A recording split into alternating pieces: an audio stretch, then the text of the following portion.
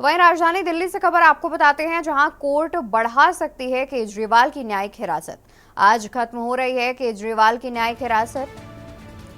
आज खत्म हो रही है केजरीवाल की न्यायिक हिरासत। शाम 4 बजे दिल्ली की राउज एवेन्यू कोर्ट में होगी सुनवाई। जेल में बंद हैं दिल्ली के सीएम अरविंद केजरीवाल। कोर्ट बढ़ा सकती है केजरीवाल की न्यायिक हिरासत। आज खत्म हो रही है केजरीवाल की न्यायिक हिरासत। शाम 4 बजे दिल्ली की राउज एवेन्यू कोर्ट में होगी सुनवाई। जेल में बंद है दिल्ली के सीएम अरविंद केजरीवाल। कोर्ट बढ़ा सकती है केजरीवाल की न्यायिक हिरासत। आज खत्म हो रही है केजरीवाल की न्यायिक हिरासत। शाम 4 बजे दिल्ली की राउज एवेन्यू कोर्ट में होगी सुनवाई। वहीं जेल में बंद हैं दिल्ली के सीएम अरविंद केजरीवाल।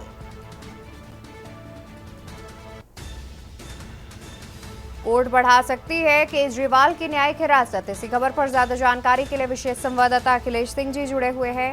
अखिलेश जी, देखा जाए तो जानकारी मिल रही है कि राउज एवेन्यू कोर्ट आज केजरीवाल की न्यायिक हिरासत बढ़ा सकती है। इसको लेकर के क्या कुछ अधिक जानकारी? मुख्यमंत्री अरविंद केजरीवाल जी, अनम्यूट कर लीजिए अखिलेश जी। अखिलेश जी, आपकी आवाज हम तक नहीं पहुंच रही है, अनम्यूट कर लीजिए।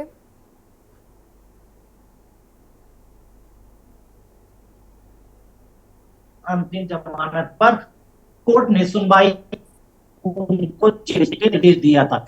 अब अरविंद केजरीवाल की उसके बाद 19 जून तक अंतरिम जमानत को न स्वीकार करते हुए तिहाड़ जेल भेज दिया गया था और उनको 19 जून तक न्यायिक हिरासत बढ़ा दी गई थी। आज 19 जून है और न्यायिक हिरासत अरविंद केजरीवाल की समाप्त हुई है। आज खत्म हो रही न्यायिक हिरासत पर दिल्ली के राउज एवेन्यू कोर्ट में सुनवाई होगी, जहां पर अरविंद केजरीवाल के वरिष्ठ वकील अभिषेक मनु सिंघवी की तरफ से देने मेडिकल ग्राउंड के आधार पर बाहर आने के लिए अपनी दलीलें पेश करेंगे।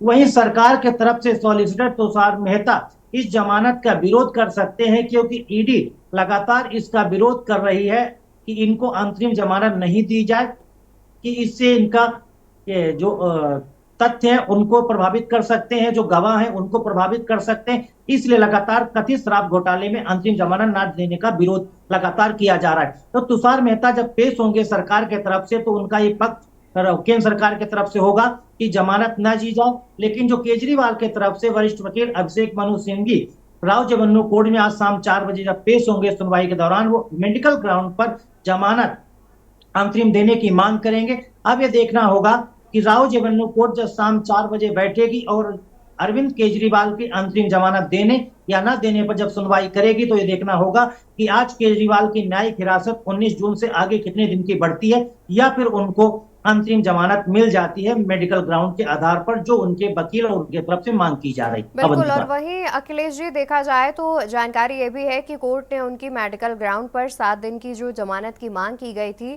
उसको खारिज कर दिया था, और साथ ही इस जमानत याचिका पर ईडी ने भी विरोध किया था। तो क्या लगता है कि आज जब दोबारा से मेडिकल ग्राउंड पर जमानत अर्जी दाखिल की जाएगी और या फिर आज याचिका दाखिल की जाएगी, तो उसका एक बार फिर से ईडी विरोध करती नजर आएगी?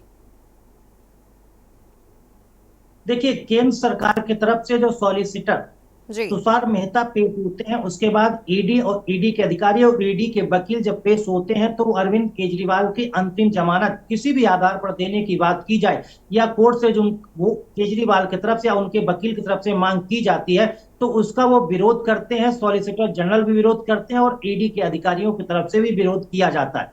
लेकिन मेडिकल ग्राउंड पर अंतरिम जमानत 1 सप्ताह की दी जा सकती है, ऐसा प्रावधान कोर्ट इसको कंसीडर भी कर सकता है। तो केजरीवाल और उनके वकील इसको जानते हैं कि इस मामले को स्वास्थ्य का हवाला देकर, मेडिकल जांचों का हवाला देकर, इसके साथ ही गिरते स्वास्थ्य, वजन और कीटोनिन और तमाम समस्याएं उनके जो शारीरिक स्वास्थ्य को लेकर बढ़ रही हैं, उनके तरफ से केजरीवाल और उनके वकील की तरफ से पक्ष रखा जाएगा तो शायद उम्मीद भी की जा सकती है कि इनको अंतरिम जमानत मिल सकती है, यानी केजरीवाल को अंतरिम जमानत देने पर कोर्ट फैसला कर सकता है।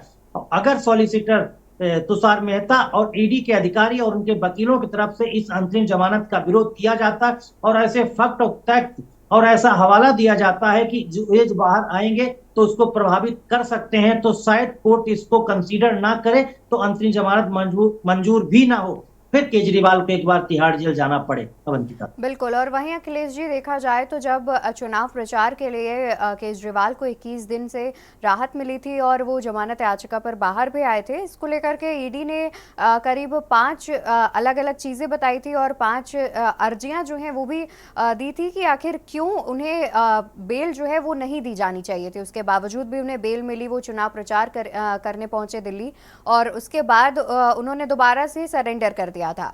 तो क्या लगता है एक बार फिर से ईडी उनकी जमानत का विरोध जैसे कि हमेशा से करती आ रही है वो करेगी, लेकिन क्या केजरीवाल को इस बार राहत मिल सकती है या नहीं? अवंतिका, आपको बता दें कि जब सुप्रीम कोर्ट में अरविंद केजरीवाल की अंतिम जमानत पर सुनवाई हुई थी, तो उसमें ग्राउंड ये बनाया गया था कि अभिषेक मनु सिंघवी, जो वरिष्ठ जी। वकील अरविंद केजरीवाल के, उनके तरफ से कहा था कि कथित शराब घोटाले के आरोप में मुख्यमंत्री अरविंद केजरीवाल तिहाड़ जेल में बंद हैं, लेकिन वो पार्टी के राष्ट्रीय संयोजक हैं, पार्टी के मुखिया हैं, चुनाव कैंपेन की दारो मदार सारे उनके सिर पर है, वो पार्टी की पूरी अगुवाई करके ही लोकसभा के चुनाव के कैंडिडेट उतारे हैं और उनको चुनाव लड़ना चाहते हैं, तो उनका नैतिक रूप से अधिकार बनता है कि वो उनके लिए अपनी पार्टी के मुखिया होने के नाते दिल्ली का चुनाव प्रचार में उनको मौका दिया जाए और चुनाव प्रचार खत्म होने के बाद वो कोर्ट का जैसा निर्देश होगा उसको लेकर वो पालन करेंगे।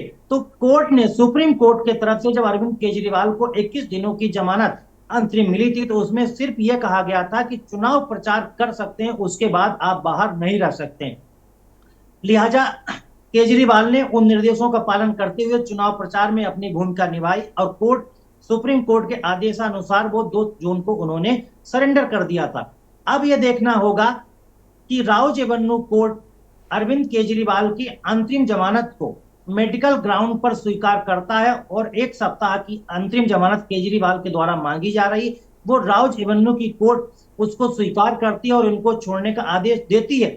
लेकिन जो केंद्र सरकार की तरफ से सॉलिसिटर तुषार मेहता पेश होंगे, वो इसका विरोध करेंगे, ईडी के अधिकारी और उनके वकील भी इसका विरोध करेंगे। तो ये 4 बजे देखना होगा कि राव एवेन्यू कोर्ट अरविंद केजरीवाल की मेडिकल अपील, जो ग्राउंड वो बना रहे हैं कि इसके आधार पर उनको मेडिकल जांच, स्वास्थ्य जांच और स्वास्थ्य जो उनका खराब हो रहा है, वजन गिर रहा है, उसके आधार पर उनको कम से कम 1 सप्ताह की अंतरिम जमानत दी जाए। तो ये राव जेवन्नू कोर्ट पर निर्भर करता है कि वो मेडिकल रिपोर्ट को कितना मानते हैं, उसके आधार पर कितना जरूरी है कि अंतरिम जमानत केजरीवाल को दी जानी चाहिए। तो हो सकता है राव जेवन्नू कोर्ट इसको स्वीकार कर सकता है और 1 सप्ताह की जो मेडिकल ग्राउंड पर अंतरिम जमानत केजरीवाल के द्वारा मांगी जा रही है, तो शायद स्वीकार की जा सकती है। लेकिन हमको इंतजार करना होगा कि शाम 4 बजे जब राव जेवन्नू कोर्ट में सुनवाई होगी, तो अरविंद केजरीवाल के वकील वरिष्ठ अभिषेक मनु बिल्कुल सिंघवी बिल्कुल। क्या यानी कि दलीलें देखा पेश जाए करते अखिलेश जी, हैं। तो आज देखने वाली बात है कि आखिर राहत मिलती है केजरीवाल को या फिर नहीं। बहुत शुक्रिया आपका ज्यादा जानकारी हम तक पहुंचाने के लिए।